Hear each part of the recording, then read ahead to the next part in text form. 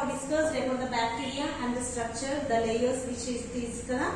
So ఇప్పుడు bacterial spore. Spore అంటే ఏంటి?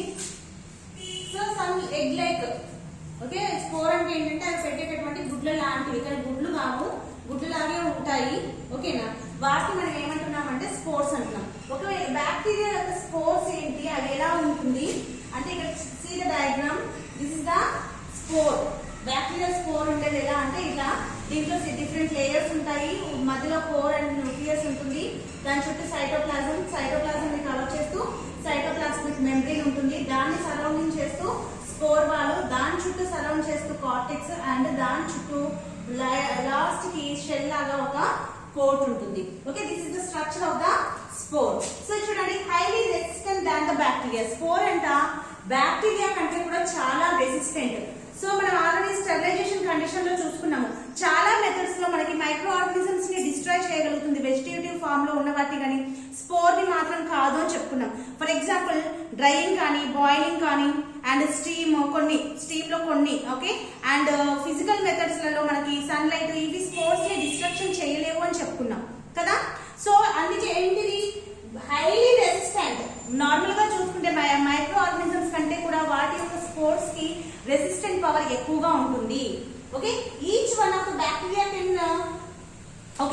Can form the one spore. ఒక్కొక్క బ్యాక్టీరియా ఒక స్పోర్ ని ఫార్మ్ చేయగలుగుతుంది. అలాగే ఎలా ఈ బ్యాక్టీరియాలోని ఈ స్పోర్ ఎలా తయారు చేయబడుతుంది అంటే because of depletion of the nutrients in advanced condition. Okay, దాంట్లో న్యూట్రియన్స్ అది ఏవైతే కలెక్ట్ చేసిందో వాటన్నిటిని కూడా అడ్వాన్స్డ్ అంటే ఎక్కువ మోతాదులో అది స్టోర్ చేయడం ద్వారా ఈ స్పోర్ అనేది ఏర్పడుతుంది. ఓకే, డిప్లీషన్ అంటే అది కలెక్ట్ చేసినటువంటి న్యూట్రియన్స్ ఏవైతే ఉంటాయో వాటన్నిటిని కూడా అది సమకూర్చుకొని ఒక దగ్గర ఒక లేయర్ లాగా ఫామ్ చేసింది. ఓకేనా, అలా లేయర్ లాగా ఫామ్ చేయడం ద్వారా ఇది మనకి స్పోర్స్ అనేవి ఏర్పడతాయి. Spore has the core and nucleus body. చూడండి, ఇక్కడ స్పోర్ వచ్చేసరికి మనకి కోర్ అండ్ న్యూక్లియస్ బాడీ ఉంది. At the same time it is surrounded by the cytoplasmic membrane and it is surrounded by the spore wall. Okay, spore wall, and spore wall is surrounded by the cortex is surrounded by the coat. దీంట్లో ఈ cortex is the very tough and thick layer. Okay, ఇక్కడ చూడండి, very tough and thick layer. Okay, ఇది బాగా మందంగాను చాలా గట్టిగాను ఉంటుంది, అందుకే ఇది very resistant. Okay, next coming to the resistant to the boiling for prolonged period. Normal గా మనకి బాయిలింగ్ పాయింట్ ఎంత? What is the boiling point? 100 degrees centigrade. So 100 degrees centigrade నుంచి మనం ఒక 30 minutes వరకు అయితే మనం పాస్చరైజేషన్ లో చెప్పుకున్నాం కదా. ఫ్లాష్ మెథడ్ లో అయితేనేమో ఒక 10 minutes చెప్పుకున్నాం కదా. కానీ అక్కడ కూడా ఈ స్పోర్స్ డిస్ట్రక్షన్ జరగదు. We need the prolonged period. చాలా సేపు అలా మనం బాయిలింగ్ పాయింట్ దగ్గర దాన్ని వదిలేస్తే ఒక 1 hour వరకు, అప్పుడు కానీ స్పోర్స్ అనేవి డిస్ట్రాయ్ కావు. అదే ఆటోక్లేవ్ లో, ఓకే, ఆటోక్లేవ్ లో అయితే 121 degrees centigrade దగ్గర for which how much time we have to spend? 15 minutes. General గా కూడా మనకి ఆటోక్లేవ్ లో ద సేమ్ పీరియడ్ మనం యూస్ చేస్తాం కదా. సో ఆటోక్లేవ్ లో మాత్రం మనకి స్పోర్స్ అనేవి డిస్ట్రక్షన్ జరుగుతాయి. అండ్ ఈ స్పోర్స్ ఏవైతే ఉన్నాయో అవి బ్యాక్టీరియాకి ఎలా హెల్ప్ చేస్తాయి అంటే can survive in unfavourable situation. So bacteria survive కాని కండిషన్స్ లో కూడా ఈ స్పోర్స్ సర్వైవ్ కాగలుగుతాయి. కాబట్టి అవి స్పోర్స్ ని విడుదల చేస్తే అవి బ్యాక్టీరియాకి ఎలా హెల్ప్ అవుతాయి అంటే అన్ఫేవరబుల్ కండిషన్స్ లో కూడా అవి సర్వైవ్ కాగలుగుతాయి. So thus the spores can be help to the bacteria. And the types of the spores has divided according to the shape. Okay, దాన్ని మనం షేప్ ని బట్టి కొన్ని రకాలుగా మనము క్లాసిఫికేషన్ చేసాము. ఇక్కడ మీరు డిఫరెంట్ సైజెస్ లలో, షేప్స్ లలో మనకి ఇక్కడ కనిపిస్తుంది కదా. So first coming to the spherical central. Okay, ఇలా ఉంటే దాన్ని ఏమంటున్నారు? Spherical central. ఇట్లా దీన్ని ఓవల్, ఇక్కడ చూడండి న్యూక్లియస్ ఓవల్ షేప్ లో ఉంది కాబట్టి ఓవల్ సెంట్రల్. ఓకే, ఇక్కడ మనకి ఒక వైపుకి ఇలా వస్తే దాన్ని సెంట్రల్ అనేసి అంటున్నారు. ఓకే, అలా లేకుండా నార్మల్ గా ఓవల్ గా కానీ maximum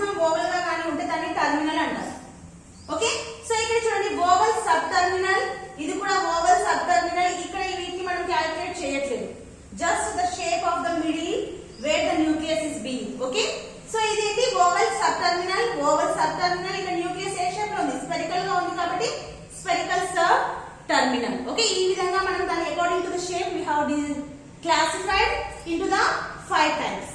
Okay, this is the spore. Fast. Coming to the classification of the bacteria. So bacteria is divided and classified into the according to their features ని బట్టి దాన్ని మళ్ళీ మనం మల్టిపుల్ క్లాసిఫికేషన్స్ చూసుకుంటాము. First coming to the shape.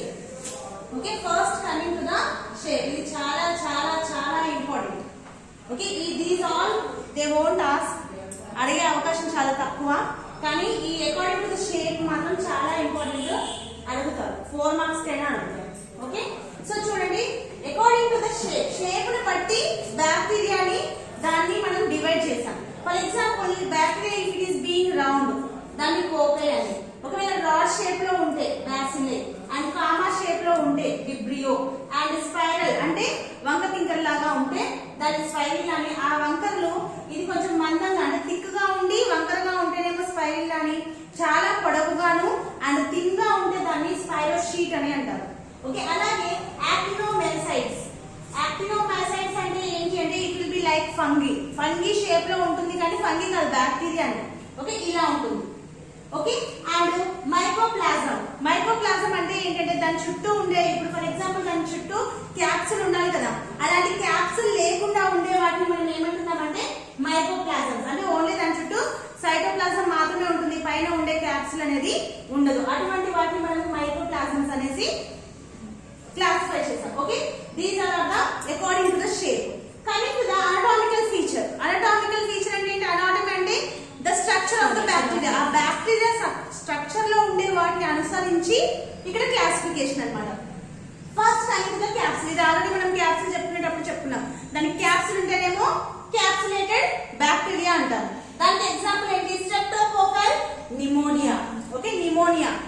Next coming to the non capsulated. దాని capsule లేదనుకోండి, అలాంటి బ్యాక్టీరియాని మనము నాన్ క్యాప్సులేటెడ్ అంటాము. దీనికి viridans streptococci is the example. Okay, next coming to the flagella. Flagella అంటే మనం చెప్పుకున్నాం కదా, దాని చుట్టూ ఉండేటటువంటి వెంట్రుకల్ లాంటి స్ట్రక్చర్స్ ఏవైతే ఉంటాయో వాటిని మనం ఫ్లగెల్లా అని చెప్పుకున్నాం. ఈ ఫ్లగెల్లాలో మళ్ళీ మనకి సబ్ క్లాసిఫికేషన్ ఏంటంటే ఒకటే ఉంది. Okay, if it is having only flagella 1, that is called monotrichous. Trichous అంటే వెంట్రుక అని అర్థం మెడికల్ టర్మ్ లో. ఓకేనా, ట్రైకస్ అంటే వెంట్రుక అని అర్థం. So mono only single, and lopho one side, ఏదైనా ఒక సైడ్ కి ఒక గ్రూప్ లాగా ఉండడం. Lopho is the one of the group of the flagellas being in one side. Okay, next complete the amphi. Amphitrychus means the both sides the flagella will be present, either single or a group. Okay, next coming to the peri. All over the bacteria the flagella will be present. Okay, దాని చుట్టూ ఉంటాయి ఫ్లగెల్లాస్. Okay, దాన్ని మనం ఏమంటున్నాము? Peritrichous. Next coming to the spore. Spore form చేయగలిగే బ్యాక్టీరియాని మనము spore forming bacteria అంటాము. ఒకవేళ if it is uncapable to form a spore ని దాన్ని తయారు చేయలేదు అనుకుంటే వాటిని మనము నాన్ స్పోరింగ్ బ్యాక్టీరియా అంటాము. సో స్పోర్ ఫార్మింగ్ బ్యాక్టీరియాకి ఎగ్జాంపుల్ బ్యాసిల్లస్. అలాగే నాన్ స్పోరింగ్ కి వచ్చేసరికి Escherichia coli. Okay, these are the example for that. Fast. Next coming to the staining reaction according to the staining method. So according to the staining method వచ్చేసరికి Gram stain ఒకటి, acid fast stain ఒకటి.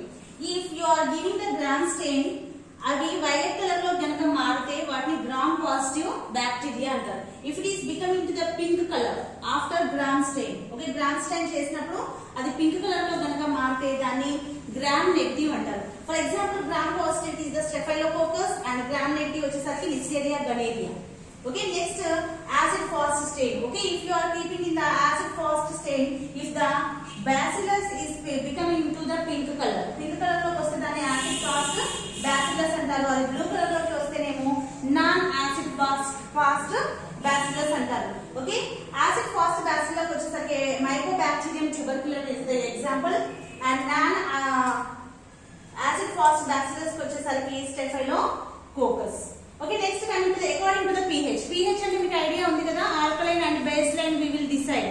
For example, 0 to 14 ఉంటుంది pH. Medium ఎంత?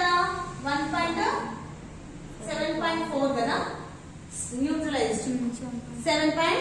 4. మన blood pH వచ్చేసరికి అంతే. ఇది తగ్గే కొద్దీ pH వాల్యూ తగ్గే కొద్దీ యాసిడ్ అని, pH వాల్యూ పెరిగే కొద్దీ ఆల్కలైన్ లేదంటే బేస్ అని అంటారు. Okay, so according to the survival of the bacilli, ఎక్కడ ఎలాంటి కండిషన్స్ లో, ఒకవేళ దాంట్లో ఎక్కువ యాసిడ్ కండిషన్స్ లో ఉంది అంటే, ఓకే, సో యాసిడోఫిలస్ అంటే ఏంటి అంటే తక్కువ pH ఉన్న చోట్ల అవి ఉంటాయి, అలాంటి వాటికి తట్టుకోగలిగేవి అన్నమాట. Okay, lactobacillus is one of the example. అలాగే ఆల్కలైన్ ఫేజెస్ అంటే pH వాల్యూ ఎక్కువ ఉంటుంది. ఓకే, వాటికి example vibrio. And neutralized, maximum ఎక్కువ కూడా న్యూట్రలైజ్డ్ బ్యాక్టీరియాసే ఉంటాయి. Okay, next coming to the temperature. So temperature లో వచ్చేసరికి మనకి psychrophiles and mesophiles, thermophiles and extremely thermophilic. So సైకోఫిలిక్స్ లో వచ్చేసరికి the bacteria can bear the temperature up to 15 to 20 degrees centigrade. For example pseudomonas. And మీజోఫిలిస్ వచ్చేసరికి 20 to 40 degrees centigrade వరకు అది bear చేయగలుగుతుంది. దానికి example Escherichia coli. Next thermophilic 50 to 60 degrees centigrade వరకు ఇవి బేర్ చేయగలుగుతాయి.